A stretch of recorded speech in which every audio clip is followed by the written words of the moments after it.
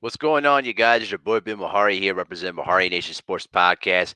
Much love to the entire LDBC and the entire basketball community. You understand what I'm saying? You want more basketball content? Tune in to basketball conversations during the finals. We're going to schedule it probably for Saturday night, in wake of the NBA finals, but we're going to return back to our regular time, Friday nights at 9 p.m. Central Time at the conclusion of the NBA finals. So just a little bit note in order to change the time during this period. So, the big news that came out of the NBA today, according to Agent Wojnarowski of ESPN, the 76ers have announced as Doc Rivers is the new head coach of the Sixers. 3 days after he was fired from the LA Clipper job, um, sources basically told ESPN that that general manager Elton Brand and reached out to Rivers and Lonnie Cooper, his agent, for the Sixer job. And immediately soon after, Rivers was led to a flight to Philadelphia where he was in meetings on Wednesday with Brand and owners Josh Harris and David Blitzer.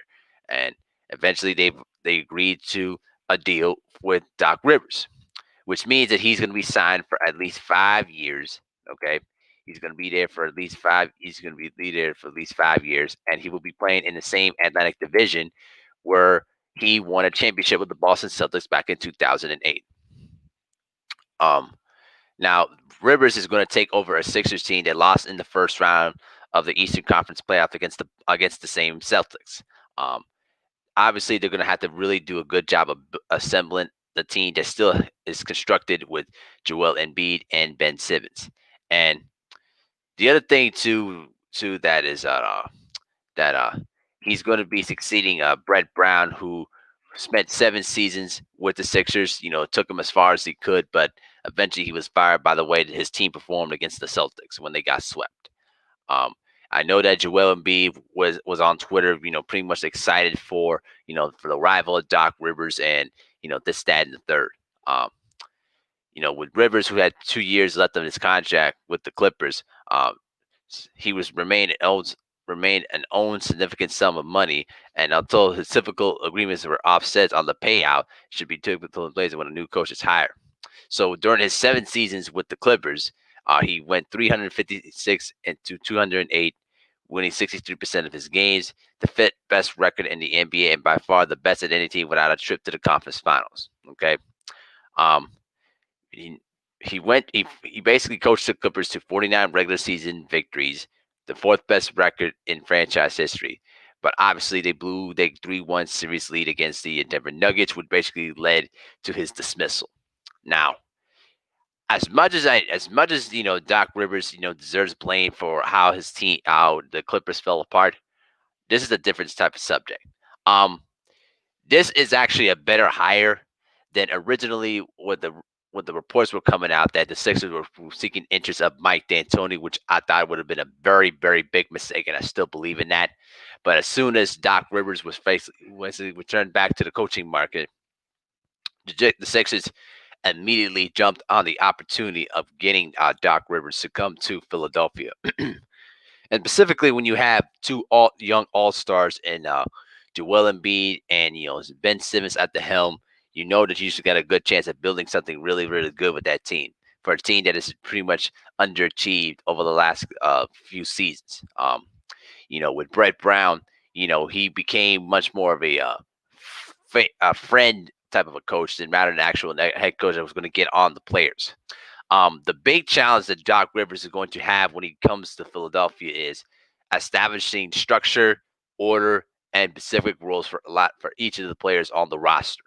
I felt that that was one of the big problems that the Sixers had over the years, not just because of the coaching, but because of the players did not know what specific role they were being assigned to, and there were a lot of times where certain unknown guys were playing a majority of the minutes along with the superstars, and you felt that.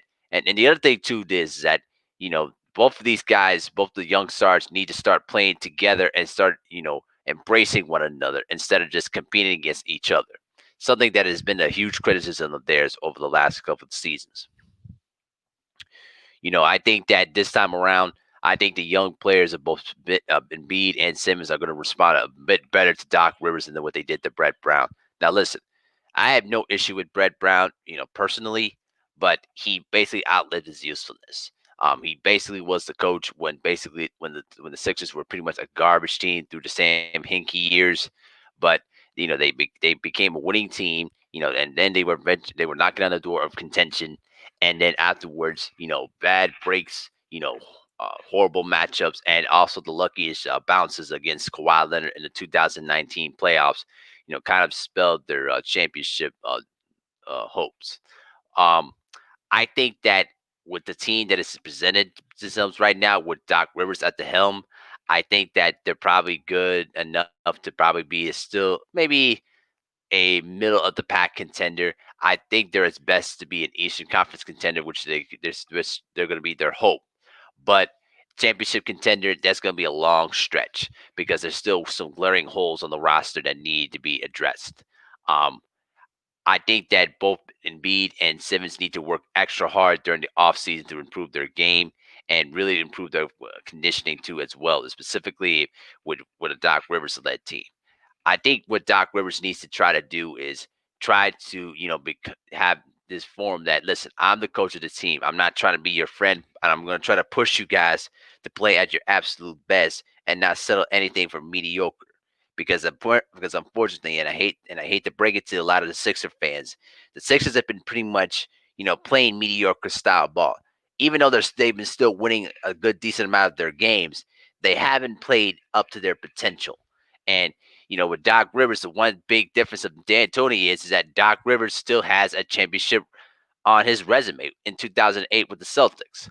So, you still have that playing into consideration that the reward of a championship is there if you put the work in. You know what I mean? So at the end of the day, it's a good feel good story for Rivers that he could pretty much get back into the graces of coaching again.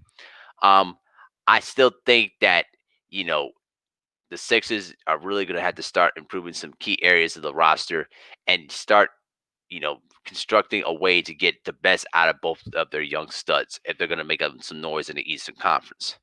Um, that's just pretty much what I feel about this whole situation, though. I know Teron Lewis being interviewed for the New Orleans Pelicans job because of the relationship with David Griffin. You know, I think that could be possible. I'm hoping that he gets a chance at the Clipper job, but we'll see what happens from there. But other than that, congratulations to Doc Rivers on being the head coach of the Philadelphia 76ers, and wish him all the best. But in all sincerity, though, he's going to have a lot of work to do to try to get this team to a championship contender if they're going to be that. So that's just pretty much what I feel about it. So tell me what you guys think in the comment section.